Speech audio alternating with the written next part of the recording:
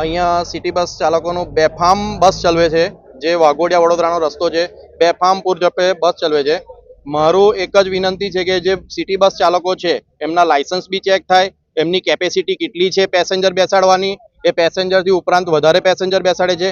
આજે બીજી કે ત્રીજી ઘટના છે આ 15 દિવસમાં કે સિટી બસ ચાલકે બાઇકવાળાને પાછળથી અડફેટે લીધો. સદનસીબે એટલી મોટી ઈજા નથી થઈ, પણ તમે જોઈ શકો છો કે નીચે બાઇક અત્યારે ગટર કાસમાં છે, વિટકોસ ગટર કાસમાં છે. ઉપરાંત જે બાળકી હતી એ અત્યારે પારુલ સેવા આશ્રમમાં સારવાર અર્થે છે. આવી રીતે કેટલા બનાવો સિટી બસ દ્વારા થાય છે.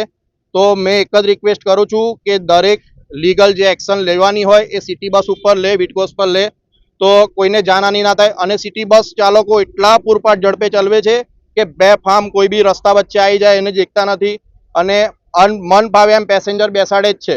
એટલે મેં કહું છું કે લીગલ જે બી થતું હોય, પેસેન્જરની કેપેસિટી, સિટી બસના ચાલકો જોડે લાયસન્સ ચેક થાય, એમનું પીયુસી ચેક થાય, વીમો ચેક થાય, જે બી એમનું જે લીગલ પ્રોસિજર છે એ બધી ચેક થાય અને જે લીગલ પેસેન્જર બેસાડવાના હોય એ બેસાડે.